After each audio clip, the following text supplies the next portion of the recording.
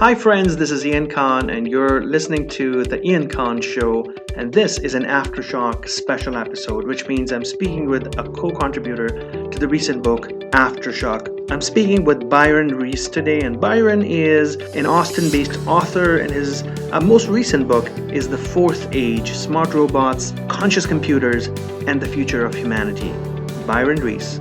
Byron, welcome to the Ian Khan Show. I'm so excited to have you on board. Where exactly are you right now? I am in Austin, Texas, and I am happy to be here. Amazing. Happy to be here with you. Oh, thank you. I so appreciate you making time for me. You know, we're both contributors to Aftershock, which our good friend John Schroeder has put together. Thanks to him for bringing together an amazing group of people like yourselves and others that I've interviewed on the show so far. Byron, I am learning. I'm drinking from the hose when I'm interviewing people like yourselves, just because of the things I'm hearing and people that are sharing. So thank you for joining me. Hey, I'm happy to be here. Let's talk about connection. You know, in your article, in your work, and I've seen some of your work online as well, you talk a lot about people need to change their perception of a world driven by technology because it just has a bad repo many times when it comes to not losing jobs, but creating more jobs, engagement. And we're living in a post-COVID world today. The world has definitely changed. What are your thoughts in a COVID world and your ideas of technology in general? Human beings are about 100 watts of power. That's what we have. And if you were dropped on a desert island, you would feel the limits of that. And a long time ago, we learned a trick, and that is technology. And we use technology to multiply what we're able to do. You can measure it any number of ways. One way is, energy consumption. Now, the average person in the West uses 10,000 watts of power. So you've kind of 100x'd yourself throughout society because of this trick we learned. And all it does, it's a very simple thing. All technology does is it increases human productivity. And that is always good for everyone. And if you challenge that, if you disagree with that, consider the alternative where you passed a law that said everybody has to work with one arm tied behind their back. What would happen? Well, you would create a lot of jobs because you need twice as many people to do anything, but the jobs wouldn't pay very well because productivity went down. And so it's always good to increase human productivity. That's the story of why we live so much better lives than even our great-grandparents lived. Absolutely. Let's break some misconceptions here. I work with a lot of industries myself. You're out there, you're doing amazing work with what you do. You often hit a roadblock when you tell people, hey, here's 5 different things, 5 different new technologies or ways to create efficiency in your organization, whether it's an accounting firm, a manufacturing company, a doctor's clinic. And the first thing they think is, oh my God, is my job going to be done? Am I going to be done? And probably the first few thoughts that go through their head are like, I'm going to lose my income, I'm going to lose my house, I'm going to lose my kids and car, and my wife's going to leave me, my kid, and all that whole barrage of negative thoughts. How can we really convince people that technology is actually good for us? I mean, the proof is all around us. How do we get through to these people? Well, I would say it this way. I've spent a lot of time trying to figure out the half-life of a job, and I think it's 50 years. Or put another way, I think every 50 years we lose half of all the jobs. It's been going on for about 250 years. And what's interesting in this country, with the exception of today and the Great Depression, unemployment's never been over 10%. We know it's not over 10% now because of technology, nor in the Depression. So you think about all these technological changes that came along, and you can't see them in a graph of unemployment. You replaced all animal power with steam in 22 years. Can't see that in unemployment. You invented a kind of artificial intelligence known as the assembly line. You can't see it. Here's the kind of conceptual thing that I think maybe helps people a little bit. They say to me, look, there's a range of jobs. There's jobs at the top that are high paid, high skilled jobs. And there are jobs way at the bottom that are low skilled, low paid, like order taker at fast food. And they say, look, technology is great at creating these new jobs at the top, like a geneticist, but it destroys the jobs down at the bottom, like order taker at fast food. And then here's what people say, and I think this is what freaks everybody out. They say, do you really think that person who is the order taker at the fast food place can learn to be a geneticist? Can the people who are losing their jobs learn to code or whatever? And the answer is no, that isn't how it works, ever. What happens is a college biology professor becomes a geneticist, and then a high school biology teacher goes into the college job. Then a substitute teacher gets hired on full-time at the high school, all the way down the line. The question isn't, can people at the bottom do the new jobs that are created? The question is, can everybody on this planet do a job a little harder than the job they have today? So anybody listening, can you do a job just a little harder than the job you have today? If so, that's 250 years of economic history in this country. For 250 years, technology creates jobs at the top, it destroys jobs at the bottom, and everybody shifts up a notch. And that's why we have 50% of the jobs lost every half century, but rising wages. And it's for that reason. There's not a person listening, I would wager, who is absolutely at their mental and physical capacity. And I have found that most people want to do more if they make a little more money. And that's what the future looks like. You use technology to multiply what you're able to do, you increase your productivity, and you're paid more for it. Absolutely. I also believe that, and I completely agree with you, I think majority of people in the world undermine their capability of creating some change. Sometimes maybe they don't connect with, when people come out and say, hey, I'm going to change the world. And there's all the naysayers who say, yeah, we've heard that before. They're going to fail. But you know what? There's a middle ground here, right? Between the super motivational people to the super demotivated people. There's people who are creating change right now by taking action, creating plans, creating strategies, executing on their tasks. And there has to be a systematic process of notching up. There's got to be a systematic process. And I think there's a disconnect there where people don't understand that process and they give up. They just give up on themselves, which is not right. No, I think to just add to that, I think the number one job skill in the future is the ability to teach yourself new things. And the good news is everybody can do it. I'm 52 years old. If I went back to high school, I went to school in the 80s, and there's only one class I could have taken back then that would be useful to me today, and that was typing. And who would have guessed? And so it's like everything you know, for the most part, you didn't learn at school. You taught yourself or somebody taught you. And so your capacity to learn more and to do what you're saying, have an impact, is without question. And everybody has. That's what makes humans different than other creatures. Absolutely. Now, it's been so interesting doing this book, Aftershock, because John reached out to, I think, all of us and said, hey, write about Future Shock. This book was written 50 years ago by Alvin Toffler. 50 years ago. It's so far back. And then you've got to brush your old copy of Future Shock and say, okay, let me have a read. And there you find Alvin Toffler writes about things 50 years forward, amazing things, very accurate things in the state of the world. Like he got it right so many different times, so many different things. What were your initial thoughts whenever you read that book or looking at Toffler and his work? I felt somewhat inadequate. I wasn't even sure I was going to contribute because it's such august company. But I'll come right back and answer that very directly. But if you go back just 25 years, that's when the Mosaic browser came out, the first, the consumer web. And if you went back 25 years ago, half that time, half of 50, and you ask a very smart technical person, hey, what's this browser thing going to do to the world? They would say, to jobs, they would say, look, it's going to probably get rid of all the stockbrokers, get rid of all the travel agents, get rid of all the yellow pages, all the newspapers are going to have trouble. And they would have been right about everything. But what nobody would have gotten was everything it would create. Uber, Etsy, Airbnb, Google, Amazon, Facebook, Twitter, all of that. And that's where the fear comes from, is you can always see what it's going to destroy, but none of us have the imagination to see what it's going to create. And Toffler did. And that's, to me, what's different.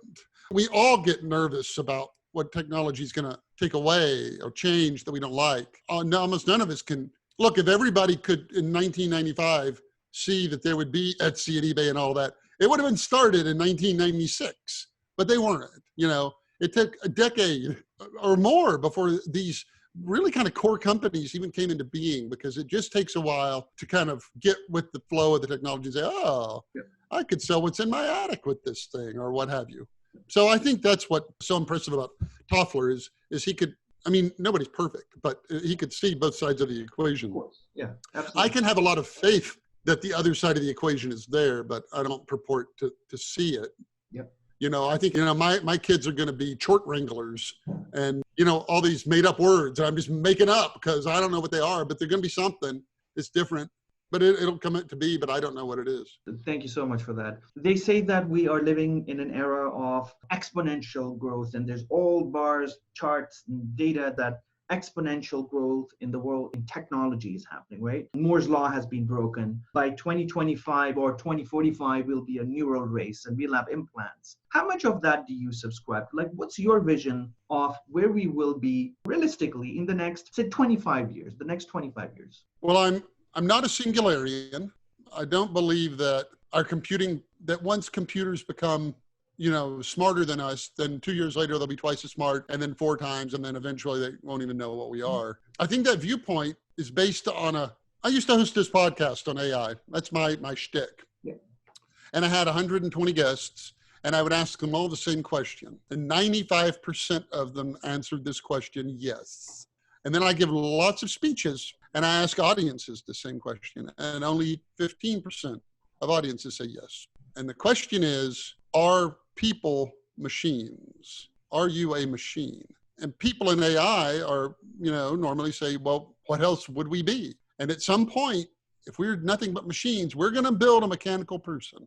And then 2 years later, that will be twice as good. And they're entirely right. If we aren't machines, for whatever reason, scientific, spiritual, whatever you want to pick, biological, quantum, then there's no machine that'll ever do what people do. And therefore, I don't think that those kinds of nightmare scenarios are even possible. And so unlike my 95% of my guests, I don't believe we're machines. Or it hasn't been proven to me that we're machines. We have brains we don't understand that give rise to minds we don't understand. And we have consciousness, which means a computer can measure temperature, but you can feel warmth. And that difference is often called the last scientific question we don't even know how to pose scientifically. And so I'm unconvinced computers, and I think they need all three of that. I think they need a brain, a mind, and first-person experience. And I'm convinced, I don't have that much faith as they do that we're going to build that. So to me, if I believe, as I do, increased productivity is always good for people, all this technology is just going to increase our productivity. I mean, I wrote a book called Infinite Progress because I believe that our destiny, I look in the night sky, sure looks like there's a lot of room out there for us to expand into. Doesn't feel crowded at all. And I imagine a day, where there's 1 billion people on 1 billion different planets, each with a Mary Curie, and each with a Leonardo, and each with a J.K. Rowling, and each with a Lin-Manuel Miranda, all the rest. And that's the world I believe in. Not, oh, we're just machines. We're going to build a better version of ourselves, and it's going to rule over us. And I don't believe it. Thank you. Now in 2020, we've seen something unprecedented, which is COVID-19. Never saw it, never were expecting it. Like everybody was going about their business. What COVID-19? Well, you say it's unprecedented, but do you really mean that? It's never, in fact, it's probably the most common thing in human history, isn't it? Pandemics are more common than wars. Yeah. But go ahead. My point was that I don't think an average person was expecting to undergo what we went in 2019, let's say the lockdowns, and people are getting sick and many people succumb to this pandemic. So there was a lot of unknowns that hit an average common person. What should we expect from a world? Should we always expect, in a world that's full of technology, in a world where human relationships are not what they used to be 20, 30, 50 years ago, and also looking into the future a few years, what should our expectations be from the world? That we should always expect change, we should always expect and be ready for events like this. And I want you to hear it from you as a leader, because you inspire a lot of people. How do you go about understanding what the world will bring to you? There was a time, they think genetically, based on the genetic diversity of any two humans, they think there was a time 75,000 years ago that we were down to 800 mating pairs of humans. That was it. 800 mating pairs. We were an endangered species. And somehow, who would have bet on us then, by the way? Who would have said, oh no, those are the ones that are going to take over. And our history since then has been one of continued, advancement. We created human rights and trial by jury and democracy and individual liberty and all of the rest. And we did it through technology. And through technology, we learned to control our environment better. And that's really what we're trying to do even now. We're inherently a fearful species. And we come by that honestly. Someone said once that back in the day, it made more sense for us to see a rock, think it was a bear. Oh, it's a bear, run away. And to run away than to see this bear and say, it's probably just a rock. and get eaten. And so we're these kind of timid, frightened creatures, or that's our history. And we have that. So we have a predisposition to fear, and all kinds of things play on it. I think a lot of people want people to be afraid and, profit by your fear and all of the rest. But if you say, there used to only be 800 pairs of us and we had nothing, and look at all we did. And along the way, by the way, we created art and music, and we learned to care for the weak among us. And I mean, we're doing pretty well. And so I would encourage people not to understand that, in our heart, we're still like, it could be a bear, but to know that and to say, we every day have more mastery of our world, and tomorrow we will have even more. And finally, we're fundamentally good, because if we weren't, we never would have made it this far. The only way we got to here from way back then is because we learned altruism and we learned to work together. And there are all kinds of people who are bad in the world. I'm not denying that. But the way we got here is because more people want to build than destroy, and more people want to work together than destroy. And so at our hearts, we're good. I believe in us. Like, we've got this. Byron, thank you. I know we don't have a lot of time with you. I do appreciate you jumping on board for a quick podcast episode. As a final question, what advice would you give all our listeners and viewers and people out there in the world who are trying to make a good living, trying to do the right thing? What should they do in 3 steps, maybe 1 or 2 or 3 steps? What's your advice to the world? How do they go about their life?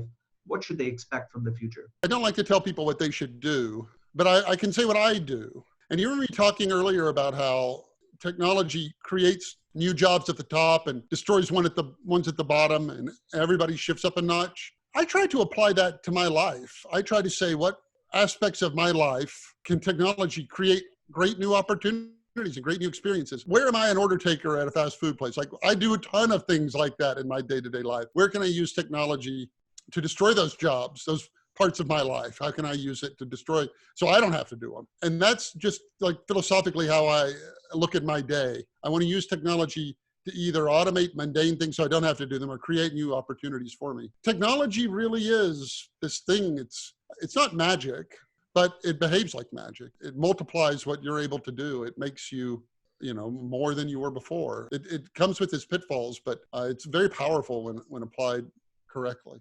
Incredible. Byron, hey, thank you so much. I really appreciate it. Folks, Aftershock is one of the books where Byron has contributed. Byron, tell us where people can find you, get a copy of your book, learn more about your incredible work. Oh, thank you. I'm the easiest person in the world to find. I'm Byron Reese on everything. I'm Byron Reese on Twitter, byronreese.com. Just type that in your search engine of choice and you will have many options. All righty. Well, Byron, thank you for sharing your time with us. We really appreciate it, and hope to see you very soon in the future, and keep inspiring people. Thank you so much. Thanks for having me. Hey friend, this is Ian Khan. If you liked what you saw on my video, then please subscribe to my YouTube channel and be inspired every single day with innovative content that keeps you fresh, updated, and ready for the future. For more information, also visit my website at iankhan.com.